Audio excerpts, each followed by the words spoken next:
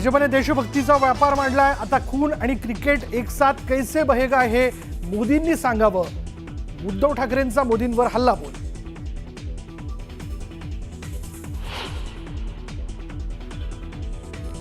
बाळासाहेबांच्या देशभक्तीवर शंका घेणाऱ्या भाजपने अवकातीत राहावं। पत्रकार परिषदेतून उद्धव ठाकरेंची भाजपवर घणाघाती टीका।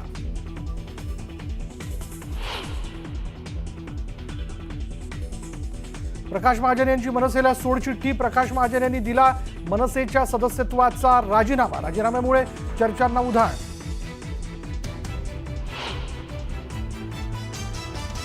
उपमुख्यमंत्री एकनाथ शिंदे नाराज नाहीत हे स्टॅम्प पेपरवर लिहून देऊन का? शिंदेंच्या नाराजीवर अजित पवारांचं स्पष्टीकरण।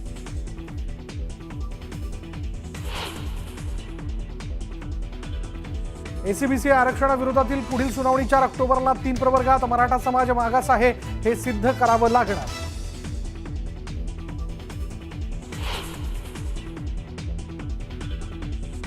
नागपुरात मराठा समाजाच्या जीआर विरोधात वडेट्टीवारांच्या उपस्थितीत ओबीसी संघटना आणि वकील महासंघाची बैठक। बैठकीत जीआर विरोधात याचिका तसंच ओबीसी महामोर्चाची ठरणार रणनीती।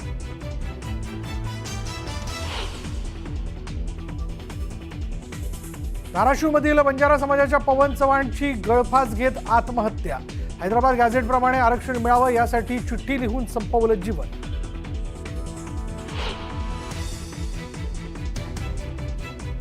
खड्ड्यांच्या मुद्द्यांवरून मुंबई हायकोर्टाचा बीएमसीला संतप्त सवाल। एकाच पावसात रस्त्याची चाळण कशी होते?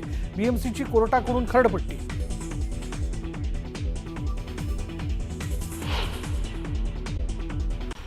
धाराशिवमध्ये बंजारा समाजाच्या तरुणाने आत्महत्या केली। हैदराबाद गॅझेटनुसार आरक्षण देण्याची मागणी करत जीवन संपवलंय।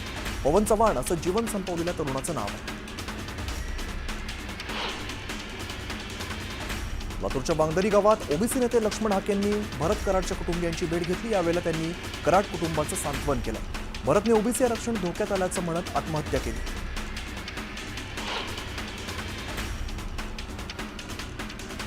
नांदेडच्या रिसन गावातील आश्रमशाळेतून मराठा पालकांनी टीसी काढण्यासाठी सामूहिक अर्ज केलाय। संस्थाचालकांनी मराठा आरक्षणाविरोधात याचिका दाखल केल्यामुळे पालकांनी हा निर्णय घेतला। दरम्यान मराठा संस्थाचालक असणाऱ्या शाळेतून ओबीसी समाजाकडून टीसी काढण्याचा निर्णय घेतल्यामुळे ओबीसी विरुद्ध मराठा वाद झाल्याची चर्चा आहे। एसीबीसी आरक्षणाविरोधातील पुढील सुनावणी 4 ऑक्टोबरला होणार आहे। 3 प्रवर्गात मराठा समाज मागास आहे हे सिद्ध करावं लागणार आहे। उपमुख्यमंत्री एकनाथ शिंदे नाराज नाहीत हे स्टॅम्प पेपरवरती लिहून देऊ का? शिंदेंच्या नाराजीवर अजित पवारांनी स्पष्टीकरण दिलं। मराठा आंदोलकांवरील गुन्हे मागे घेण्यास विरोध नाही, मात्र ज्या शेतकऱ्यांनी आणि कष्टकऱ्यांनी अन्याय झाला म्हणून आंदोलन केलं, रास्ता रोको केलं, मोर्चा काढला, त्यांच्यावरील गुन्हे मागे घ्या, सर्वांसाठीच हा नियम लागू करा अशी मागणी छगन भुजबळ यांनी केली। कोणाला नेपाळला सोडायचं आणि कोणाला नाही हे जरांगे कसं ठरवणार अशा प्रकारची वक्तव्य जरांगेंनी टाळावीत असा सल्ला वडेट्टीवारांनी दिला। भुजबळ आणि जरांगेंनी वैयक्तिक टीका टाळावी असंही वडेट्टीवार म्हणाले।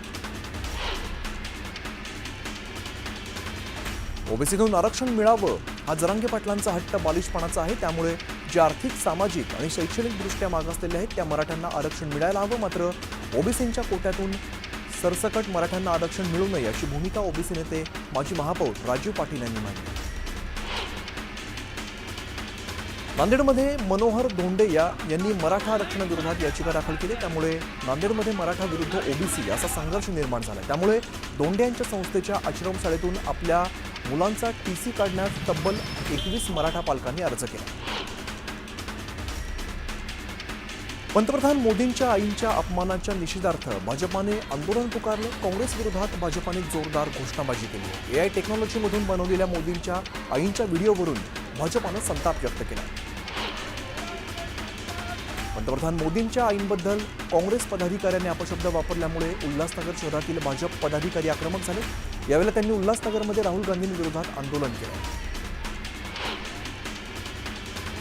कुणाला काम द्यावं यासाठी अधिकाऱ्यांवरती राजकीय दबाव असतो, मात्र त्यातूनही मार्ग काढता येऊ शकतो। बांधकाम क्षेत्रामध्ये गुणवत्तापूर्ण दृष्टिकोन बाळगून कमी बांधकाम खर्चामध्ये अत्याधुनिक सेवा देत तडजोड न करता चांगलं बांधकाम करायला हवं असं गडकरी म्हणाले।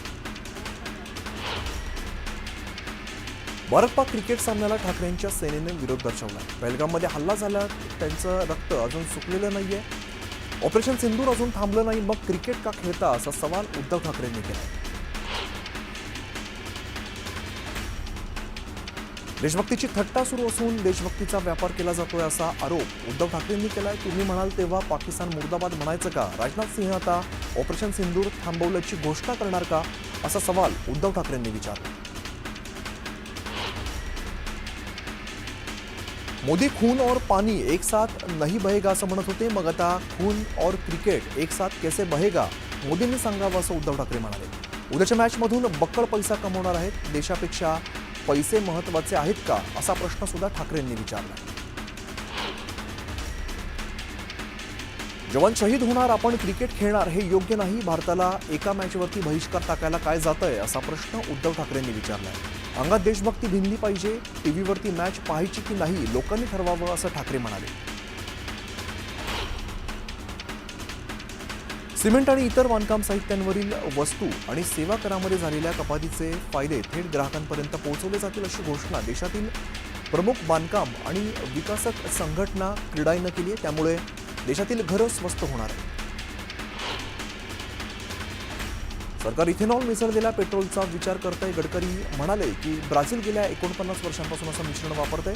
सर्व चाचण्या पूर्ण झाल्यावर प्रस्ताव पेट्रोलियम मंत्रालयाकडे जाईल आणि नंतर कॅबिनेट निर्णय घेईल, असं रस्ते वाहतूक मंत्री नितीन गडकरी यांनी म्हटलं.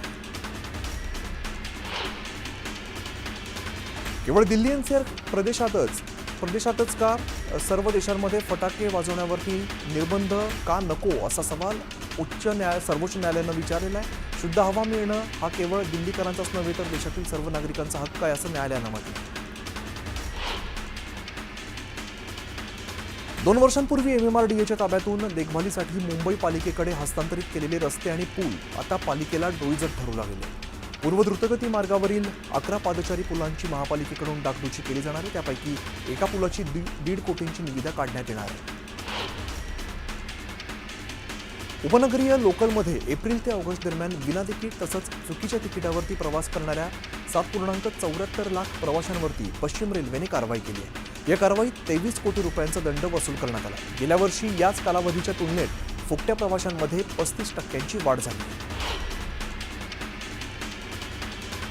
नाशकात कांद्याच्या दरामध्ये घसरण झाली आहे. त्यामुळे संतप्त शेतकऱ्यांनी रास्ता रोको आंदोलन केले. कांद्याला योग्य दर देण्याची मागणी कांदा उत्पादक शेतकऱ्यांनी केली. पिंपरी चिंचवडमध्ये छत्रपती संभाजी महाराजांच्या पुतळ्याची उभारणी करण्यात येते. 100 फूट उंचीचा हा पुतळा उभारण्यात येतोय. दरम्यान उभारणी कामाची ड्रोन दृश्य समोर आली आहेत. पिंपरी चिंचवडमध्ये मंत्री नरहरी झिरवळ यांनी औषध निर्माण महामंडळाच्या प्रकल्पाला भेट दिली. संस्थेच्या अडचणी दूर करण्यासाठी राज्याचे उपमुख्यमंत्री अजित पवार यांच्याशी चर्चा करून सकारात्मक मार्ग काढणार असल्याचं झिरवळांनी सांगितलं. चंद्रपूर जिल्ह्यात जोरदार पावसाने हजेरी लावली. त्यामुळे जिल्ह्यातील अनेक भागात पूरस्थिती निर्माण झाली. दरम्यान शेती पिकांचं नुकसान झाल्यामुळे शेतकरी चिंतेत सापडले.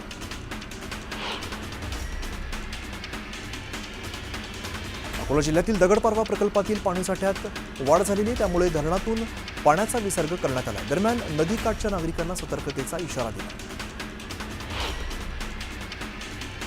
सोने चांदीच्या भावामध्ये वाढ सुरूच असून एका दिवसात चांदीच्या भावात 3,000 रुपयांची वाढ झाली. त्यामुळे चांदी 1,29,500 रुपयांवरती पोहोचली, तर सोन्याच्याही भावात वाढ झाली.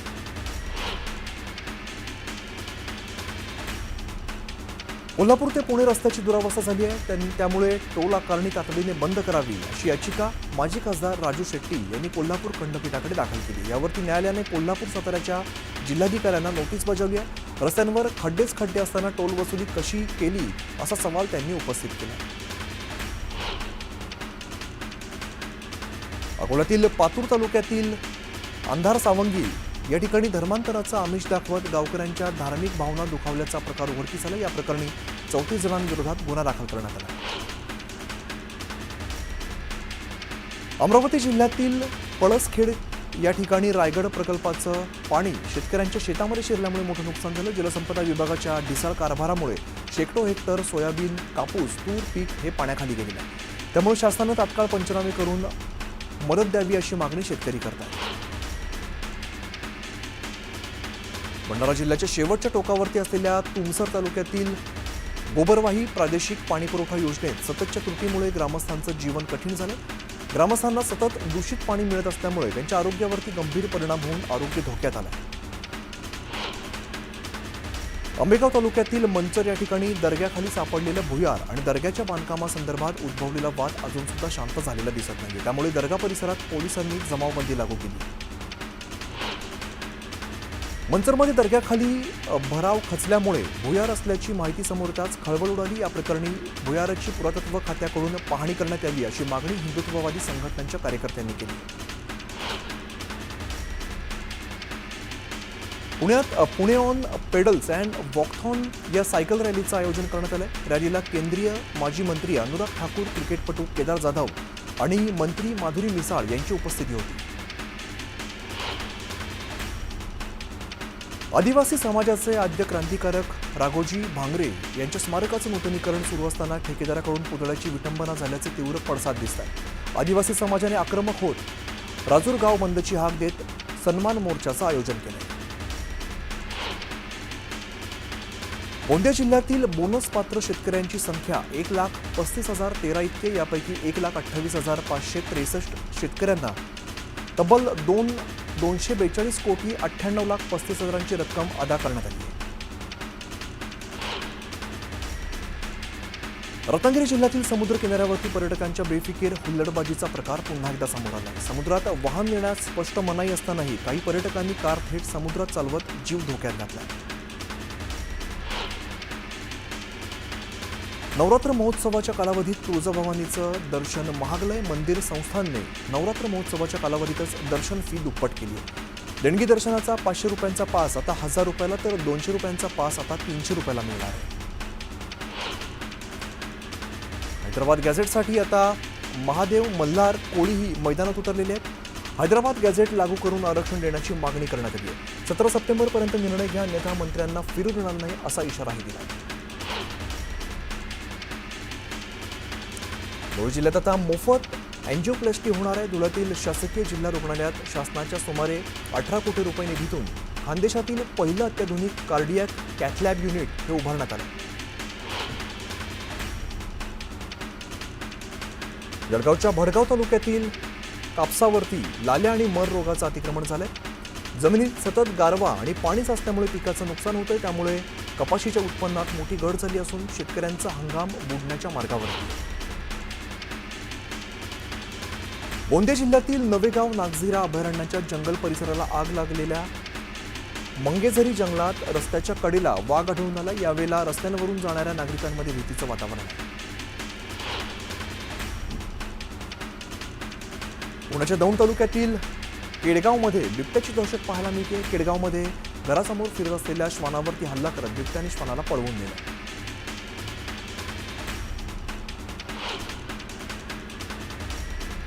अकोल्यातील खामगाव मार्गावरील एका कार शोरूममध्ये पकडलेल्या सापाने दिलेल्या 12 अंड्यांमधून पिल्लं बाहेर काढण्यास सर्पमित्राला यश आलंय.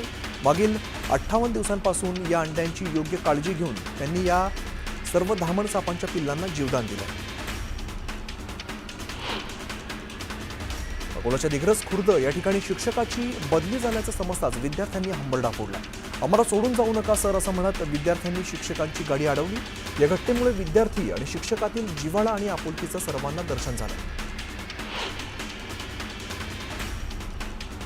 पुण्यात जिल्हा विधी सेवा प्राधिकरण आणि पुणे वाहतूक शाखा यांच्या संयुक्त विद्यमाने राष्ट्रीय लोक अदालतीचं आयोजन करण्यात आलं. यामध्ये जवळपास 98 लाखांचा दंड वसूल करण्यात आला. 3 दिवसात 5,197 नागरिकांनी यामध्ये वाहनांवरील दंड सवलतीत भरलाय.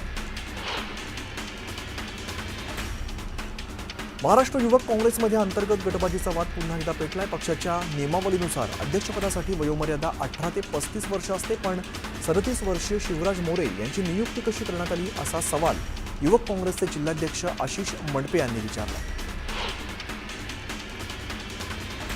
जळगावच्या मुक्ताईनगरमध्ये जय मल्हार सेनेची बैठक पार पडली. स्थानिक स्वराज्य संस्थांच्या निवडणुकीत जो पक्ष मूळ ओबीसीला तिकीट देईल त्यांनाच धनगर समाज मतदान करणार, अन्यथा धनगर समाज मतदान करणार नाही असा निर्णय या बैठकीत घेण्यात आला. भुसावळमध्ये पती पत्नीच्या वादात मध्यस्थी करण्यासाठी आलेल्या सासऱ्यासह मामे सासऱ्यावरती सुद्धा जावयाने प्राणघातक हल्ला केला. यात मामे सासऱ्याचा मृत्यू झालाय तर सख्खा सासरा गंभीर जखमी झालाय. या प्रकरणी जावयाला पोलिसांनी अटक केली आहे. चंद्रपूर जिल्ह्यातील मूल तालुक्यात मोठी दुर्घटना टळली आहे. करवण काटवण गावाजवळील रेल्वेच्या बोगद्यात चंद्रपूर आगाराची बस पाण्यामध्ये अडकली. भादुर्ली ते मूल असा प्रवास करणारी बस रेल्वे बोगद्यामध्ये शिरताच सायलेन्सरमध्ये पाणी गेल्यामुळे बस बंद पडली. परभणी जिल्ह्यात सर्वदूर मुसळधार पावसाची बरसात सुरू झालेली आहे. त्यामुळे नदी नाल्यांना मोठ्या प्रमाणात पूर आलेला आहे. पूर्णा परभणी राज्य महामार्गावरती देखील या पावसाचा परिणाम झाला असून पूल पाण्याखाली गेला. परभणी जिल्ह्यात पुन्हा एकदा मुसळधार पावसानं हजेरी लावली आहे. पूर्णा तालुक्यातील पांगरा ढोणे या ठिकाणी शाळेला पाण्यानं वेढा घातलेला. शाळा आणि परिसर पाण्याखाली बुडल्यामुळे विद्यार्थ्यांचा देखील खोळंबा झाला आहे.